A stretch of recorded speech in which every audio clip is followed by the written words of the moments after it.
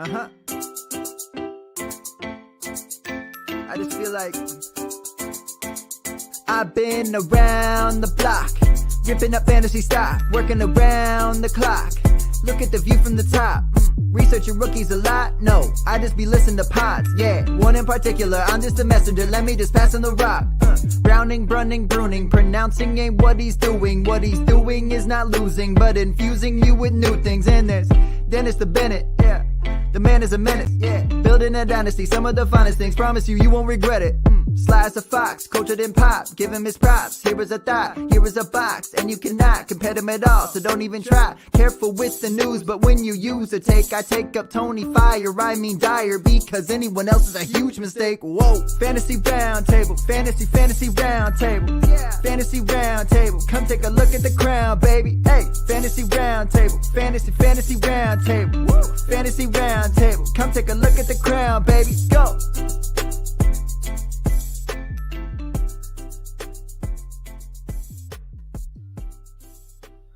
What is going on, everybody? Matt and Matt here with the Fantasy Football Roundtable podcast. We are kicking off week 9 tonight with, at least I would say, coming into last week, looked like it was going to be a really good game. Injuries and then COVID striking down the 49ers. Hopefully we'll still get a good game. Got a couple very good fantasy players going in tonight's game. We're going to preview that, talk a little Pigskin Pick'em, and I'll give you guys my picks to watch for the college side this week as well. Matt, how you doing today? Doing pretty good. Yeah, it's going to be a shorter topic, so if you have your questions, fire them in. We have plenty of time.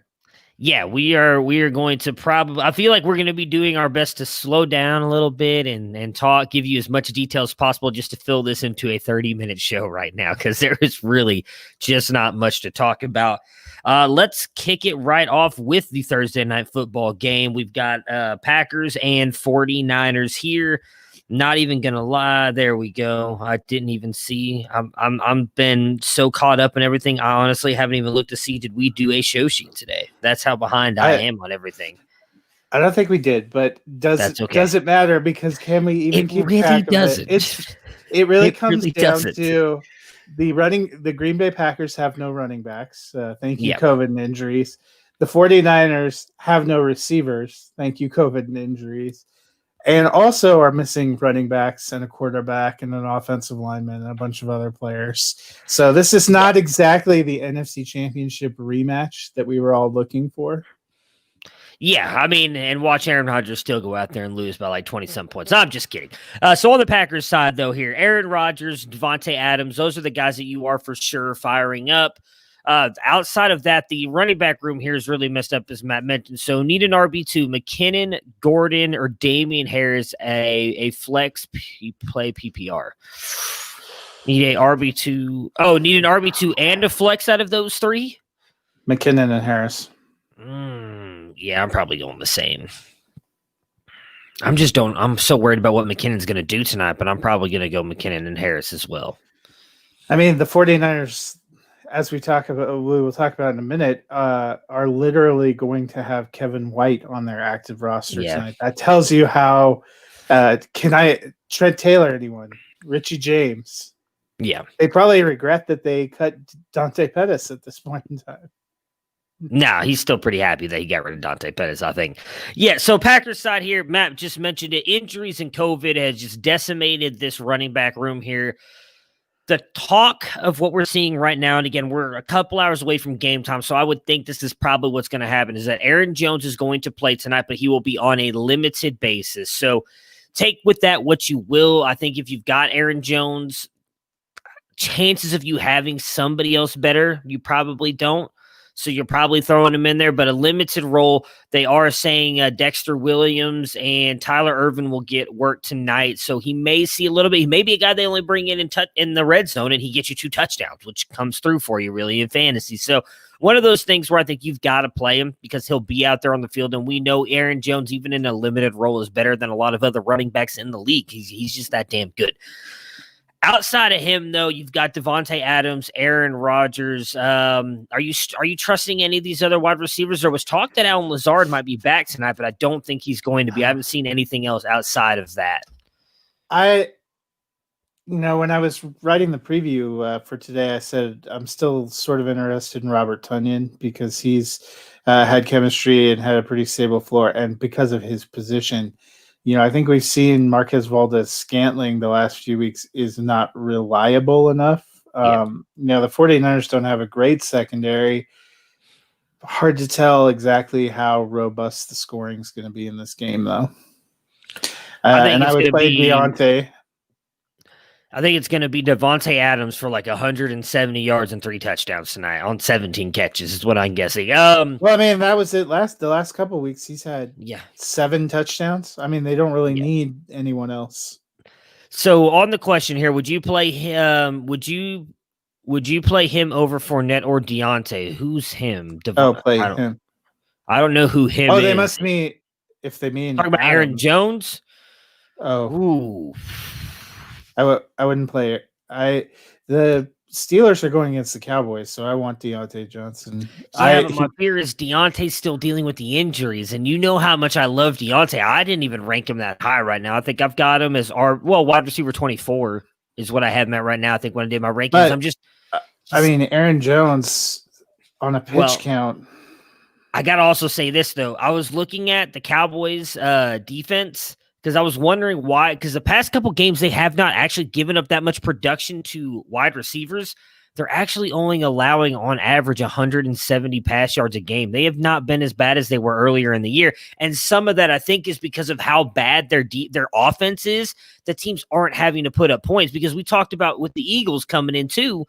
Hey, the Eagles, they're going to have all this, and then they couldn't do anything either. I think that defense is playing a little bit better passing. Now, they're giving up a shit ton on the ground, which I think is maybe where the reverse is coming in because teams are getting up. They're like, okay, we're up 2 touchdowns on the Cowboys. Now we don't have to throw it because they're not coming back. Let's run the ball and get the clock out. So that might be a part of it as well. Deontay, I love Deontay Johnson. I understand what Matt's saying. I probably would lean with him as Deontay as well because Jones will be on a snap count. And if Deontay, which I still think is a big question, if Deontay Johnson is healthy, going up against that Cowboys secondary, he's got Juju and Chase Claypool as well. So it's gonna be a great matchup for one of those 3. Deontay was the guy who was getting targeted the most before coming into last week with the injury again. Probably has the most upside out of those 3. So I would lean Deontay, but I don't think it's a huge go Deontay over Aaron Jones. Yeah. I probably take Deontay too. Yeah. Should I trade my Adams and Taylor for Hopkins and Sanders? No. Assuming that's Jonathan Taylor, but I'm assuming it's Devontae Adams and Taylor for Hopkins and Sanders. So to me, it's Adams and Hopkins are washed. Which Sanders? I'm assuming. I assume Miles Sanders. Yeah. You're welcome, BDM. Yeah, I'm assuming Miles Sanders. So here's my thing. Sanders has been beat up. He's technically so far been better than Jonathan Taylor this year. I love Miles Sanders. To me, Jonathan Taylor is the better running back. We got news today that he is fully healthy. I do expect it to go back to what it was before last week where he was getting a bulk of the work. It is Miles Sanders. We got the Matt dropped out. It is Miles Sanders. I had to sneeze and didn't want to sneeze on podcast, so I blacked my camera out real quick. Yeah, for me, I'm keeping Adams and Taylor. I just don't see that big of a difference for me having Taylor over Sanders through the rest of the season because I think the Colts have a better schedule. And with Hopkins Adams is a wash, really. Is it dynasty or redraft? Ugh. I guess good luck to you. Do we really need to root that hard for the Steelers since they're playing the Cowboys? I feel like Dallas doesn't exist as a team. God, you guys are already 7-0. You got to jump. Okay, so he says this trade is redraft. Yeah. If it's redraft and I'm competing, I think I would do it because the Cardinals are going to make a strong playoff push, and Hopkins has been great, so he's going to stay up there. The Eagles also are making a playoff push. If Sanders comes back, I think his ceiling is higher than Taylor right now because Frank Reich doesn't call his plays. If it's Dynasty, I wouldn't do it. But in redraft, I think I would roll the dice. I think I'd stay put. But then again, I would say this, I guess, maybe listen more to Matt on this one because see, that's the thing. I love Miles Sanders, though, as well. Like, I really do. I really like Jonathan Taylor. I just don't trust his usage.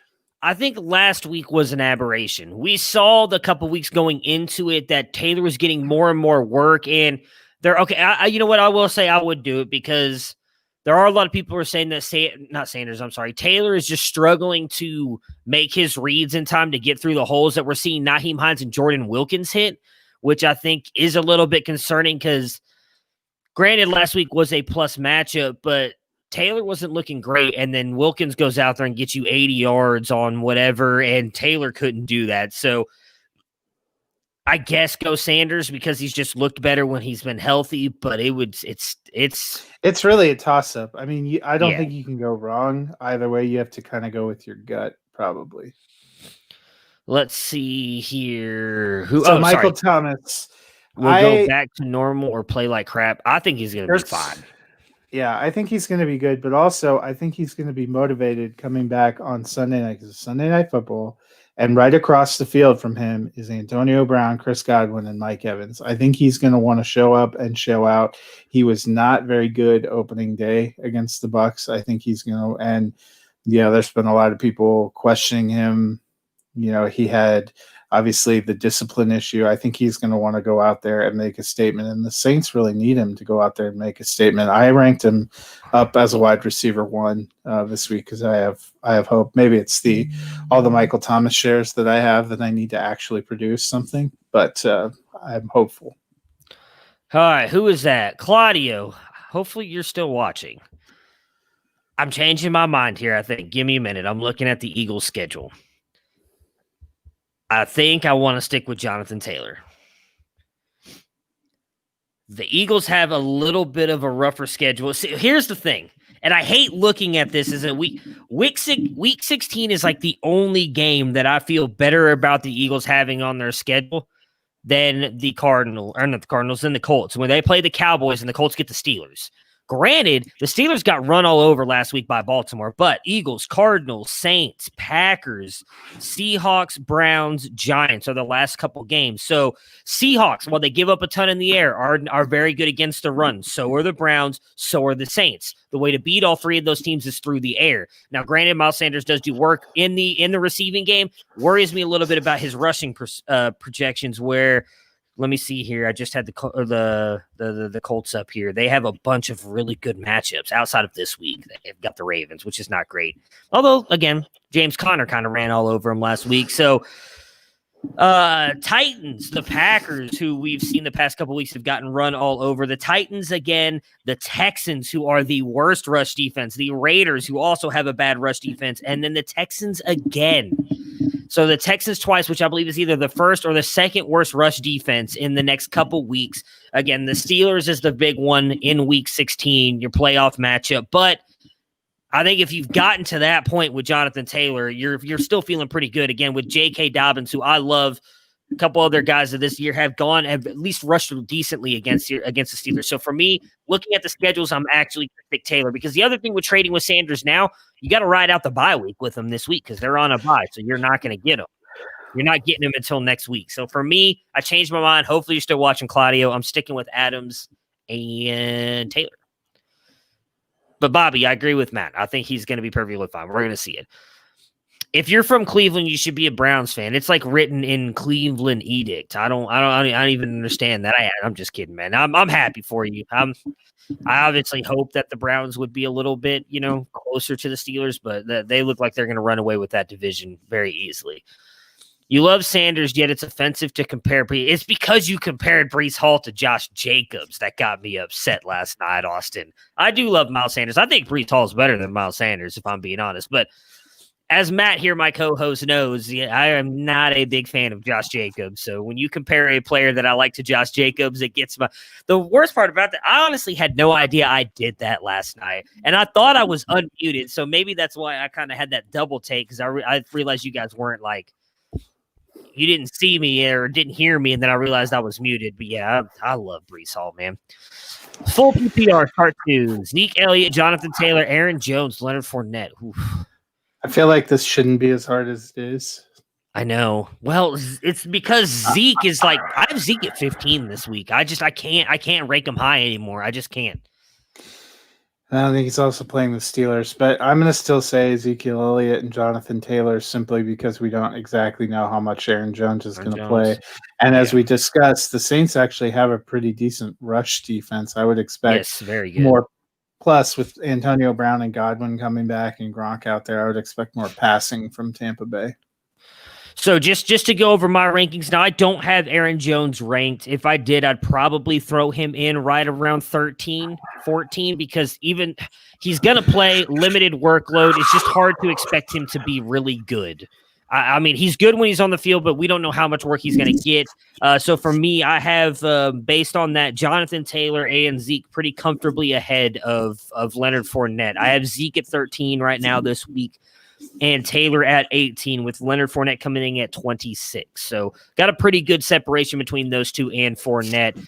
You know, Aaron Jones, I get it. He's an absolute stud. But again, with them saying he's going to be limited, it worries me. I'd rather take two guys that I think are going to be out on the field a ton than going with a guy like Aaron Jones. Yeah. Trust As we me, talked about, Zeke sometimes looks disinterested now, which is kind of a bummer. I brought it up on the podcast on Tuesday because I'm a big Zeke fan. Love Ohio State, obviously huge Buckeye. I've got him on a bunch of my dynasty teams.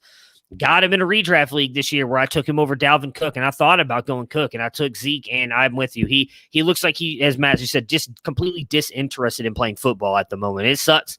I mean, it sucks bad. I tried to build my team around him and Jonathan Taylor, actually, and it's just not working out at all in this redraft league. Got you. Born in PA. Well, that makes a little bit more sense. So, all right. So on to continue. 49ers.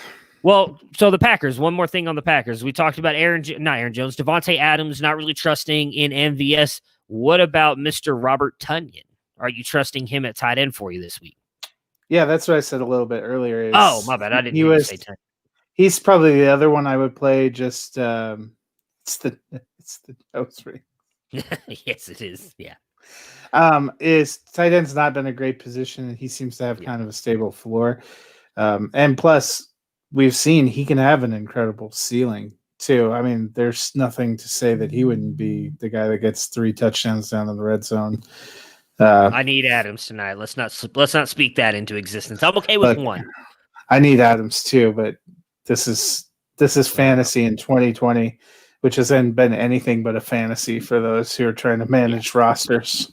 Speaking of not very fanciful, on to San Francisco. And if you would have told me in week 9 their offense would consist of Nick Mullins, Richie James, Trent Taylor, Kevin White, JaMychal Hasty, Jerick McKinnon, and Ross Dwelley, I would have told you to shut your mouth. But that's actually the best case scenario for them tonight.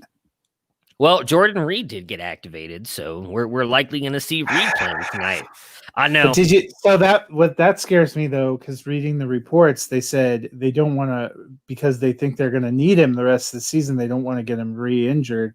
So Dwelley's probably going to play more of the snaps, and they'll mix Reed in. Well, when you see Reed get activated, you think about what he did when Kittle was out before, and you would love to just throw him in there and if you hesitate because he's on a snap count, he could still get 4 touchdowns. It's just it's annoying.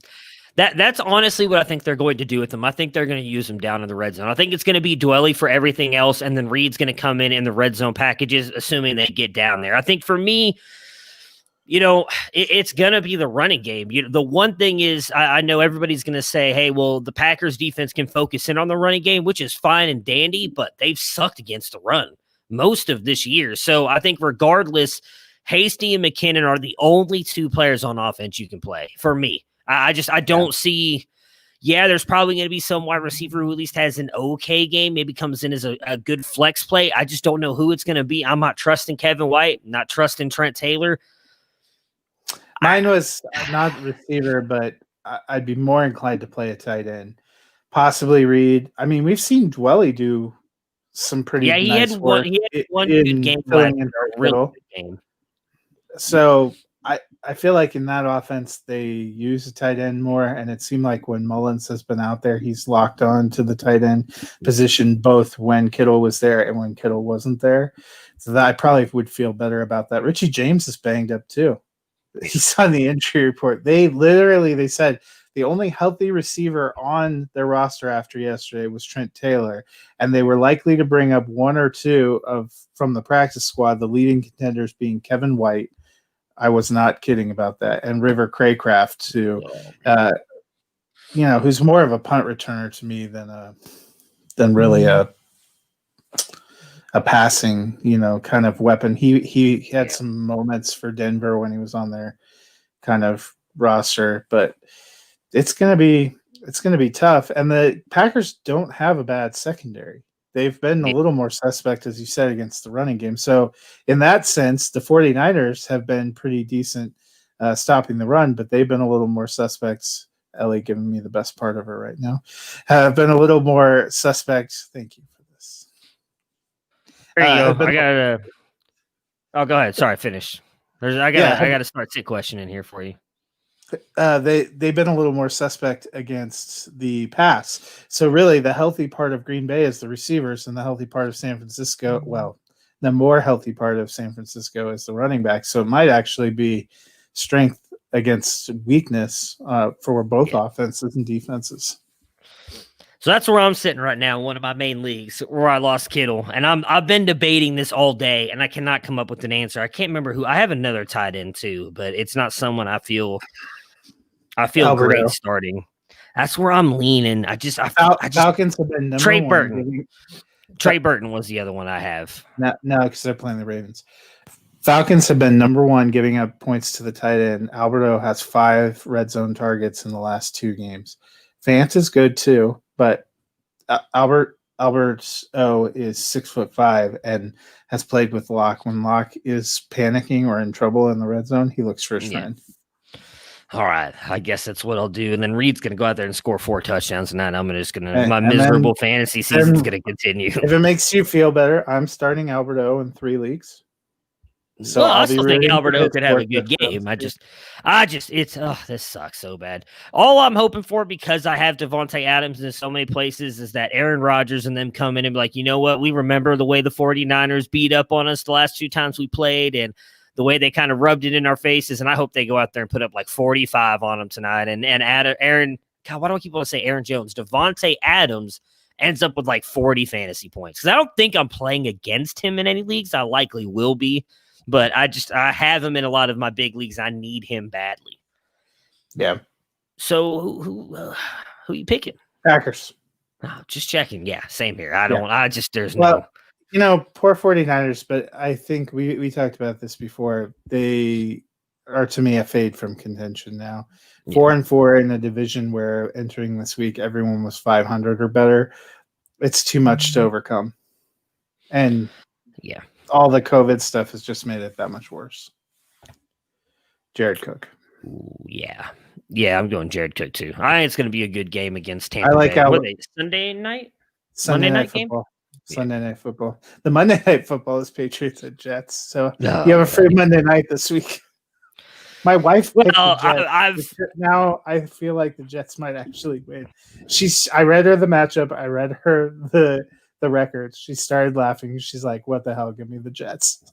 Yeah, I can't, because I actually have Damian Harris going in that league, and I have a feeling it's going to come down because every one of those games lately in that league of record that I talk about where I lose by like 4 points every week, I've got Damian Harris going. I'm sure I'm going to be down like 8 points going into that game. Like, all right, I need 8 points. That's right. He'll get you 7.9 points. I was like, he's going to get me 6, and I'm just going to be like, then winning touchdown run at the end of the game, they're going to throw James White out there, and he's going to get the rushing touchdown, and I'm going to lose my mind again. So, I hate fantasy football so much. All right, let's go to something that's going to prop you up, which is the Pick'em. Pigskin Pick'em. I know. I just looked at it. I feel pretty good about this. For the Drive-In Podcast Network, which is kind of our group of analysts and friends, plus my wife, you are still in first place. A little bit of a stumble last week, only 7-7, but you have 79. You have a 6-pick lead over my wife, who's actually in second with 73. I'm in third with 72 because it's my lot in life to suffer, both professionally and personally. Our friend Jacob's at 70, Dennis is at 67, and Ricky is at 65. Let me pull up our Discord group.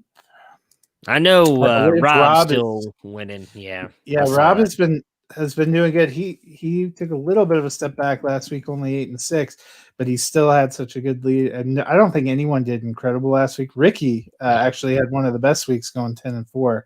It's a lot of upsets last week, but Rob is holding strong, 82. And then we have two people tied for second with 80, and then you're in technically fourth at 79. So coming on strong. Our friend Earl of Dynasty is in fifth at 77. So we have kind of a tight pack group about halfway through the regular season. So you've got 9 weeks to turn it up and turn it on. Yeah, last week sucked. There was a lot of games that just I didn't expect a lot of those games to go that way. I was curious to see how well some people did in the Pigskin Pick'em, if anybody picked some upsets, because I feel like I went kind of chalky last week, and none of those worked out. Need 2, 2, 1 in a full PPR. Okay, who you got? Shoot us the names real quick. I'm gonna go over. So college wise, there's a couple good games on this weekend that I'll be watching, including tonight, in case that game gets pretty shitty really quickly. Colorado State versus Wyoming should be a good game. That's on at 8 o'clock tonight. Friday night, we've got 2 really good games. If you're not doing anything, we'll just answer this question really quick, and then we'll continue with the college football. So Aaron Jones, CMC, Gibson, Dobbins, Lockett, Ridley, Amari, and T at wide receiver. So you need 2 running backs, 2 wide receivers, and a flex. Definitely going CMC and Dobbins for me at running back. I'm not. I'm CMC and Gibson for me. I just think I don't know. As good as Dobbins looked last week, they already said that they're gonna sit Mark Ingram again this week. I kind of feel like Dobbins is the go. Here's the thing that makes this a little bit easier too. So I would throw out Aaron Jones out of that group because we just don't know. And no, T. Higgins, if you're talking about him, he's on a bye. Oh shit! So he's not available. Calvin Ridley is not tracking toward playing. So to me, that sort of answers the question for you. I think all you're going to have available is CMC, Gibson, Dobbins, Lockett, and Amari. And I'd hate to have to play Amari. If Ridley plays, I'm playing him over Amari. I'm putting Dobbins at my flex and playing CMC, Gibson, Lockett, and either Ridley or Amari at receiver. Yeah. So we got you CMC and Dobbins at running back, Lockett and CMC and Dobbins, Gibson as your flex. And then for your 2 wide receivers, Lockett, and if Ridley plays, Ridley. Yeah. But if Ridley's out, you have to go Amari because, I forgot the Bengals are on a bye this week, so you won't be able to play Higgins. I mean, Higgins I'm not playing Jones because of potential usage. Higgins is on a bye, so it really makes it kind of 6 guys you're looking at, and if Ridley doesn't go, that sort of unfortunately makes your decision for you. Yeah. And I'll be praying with you that Ridley goes because I don't Amari being as bad as he has been, and then going up against the Steelers defense, I'm not feeling good about it. I was thinking about starting Jones only. Yeah, I mean, we were talking about that. Our biggest fear is they've said that he's going to be on a snap count, so we just don't know what he's going to get. And I don't expect this to be a very competitive game. I mean, the 49ers defense is not only has their own COVID issues, they're beat up with injuries as well. It's just not the same team this year at all. That offense, I don't think, is going to be able to compete as well. I really... Personally, I don't think this is going to be much of a game tonight, and I don't see them. If they get up quickly, I guarantee they're going to pull Aaron Jones because they have those expectations of being in the playoffs and making a Super Bowl run that they're not going to leave Aaron Jones out there and risking getting more injured for no reason if they jump up early on the 49ers. So maybe he gets you 1 touchdown early, but if they pull him and only get you 8 points, I feel like all CMC, Gibson, and Dobbins all have way more upside than 8 to 10 points right now. All right, so back onto college football. Friday night, 2 really good games here. Miami versus North Carolina State, and then I'm calling it the Holy War. I don't know if there's actually a name for it, but BYU versus Boise, that's going to be a really good game. You got Zach Wilson for BYU, who's making a Heisman push, and then, of course, George Halani, the running back for Boise State, one of the top guys in that 2022 class as well. That should be a good game. Going into Saturday, UNC Duke could be really good, although UNC's taken a little bit of a hit this year, losing a couple games. You have got, I'm trying to see here. So Pac-12 starts up this weekend. I love the Pac-12. Arizona State versus USC is going to be a great game. Jaden Daniels, who a lot of people consider to be the next Lamar Jackson, but is a little bit more accurate, going up against Keaton Slovis and USC. USC's got a ton of offensive weapons. Slovis is considered by some, including Ricky Valero of the Debbie Delight, part of our network here, to be the best quarterback in the 2022 class. So that should be a really good game there. Marshall versus UMass. I love Grant Wells, Brendan Knox, and Xavier Gaines on Marshall. There'd be a team if you can watch them. I think they're all have a lot of upside in there.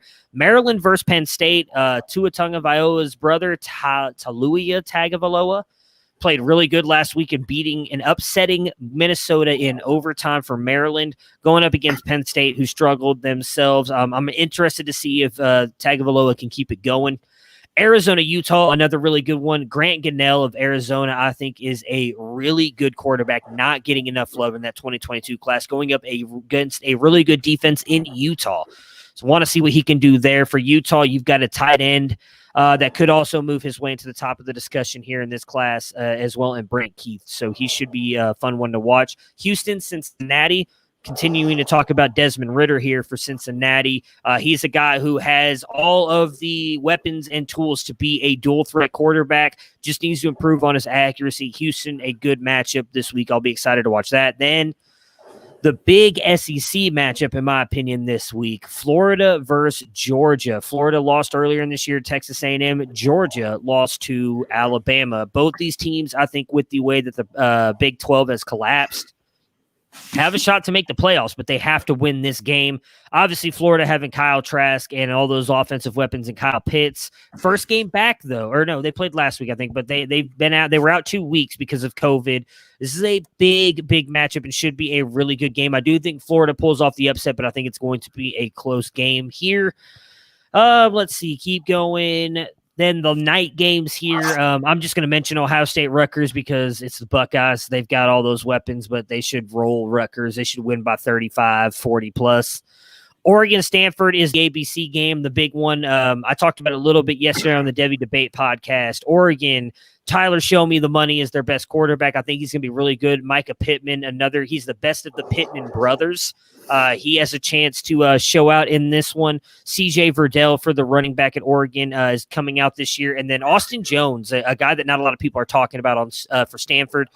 Running back, really good kid, could be one of the top guys in the 2022 class, and might get to see a little bit of E.J. Smith, who is Emmitt Smith's son. He committed to Stanford. Really good running back. I think he has a shot to jump out on the field pretty early here with Stanford because they don't have much outside of Austin Jones. And then the last one, which I do not think is going to be an upset, but a lot of people are picking it to be Clemson versus Notre Dame. That'll be on NBC. Obviously, Clemson, again, without Trevor Lawrence this week because of COVID. They'll be running with their freshman. I don't know how to say his last name. I call him DJ Ugalele. That is not how you say it, but I can't pronounce it correctly. But I think he looked way too good last week. I threw for over 300 yards in his first actual start as a true freshman. Defense is really good. Do think it's going to be a close game. Felix predicted last night on the Debbie Debate a 27-24 game. I could see that, but I don't see Notre Dame pulling off the upset. They just don't have the firepower to keep up with Clemson. So that does it, I think. We got to 34 minutes, so we appreciate all the questions. Thanks for all the questions. That made it a little bit easier there. But we will be back tomorrow to recap this game. Dennis back with us as well to preview the rest of the Week 9 NFL slate. So, wait. Oh, well, that's not very nice, but all right. Anyway, so we will be back tomorrow, and until then, and hopefully enjoy the game tonight. If it's, or at least we're hoping, will be a good game. We will talk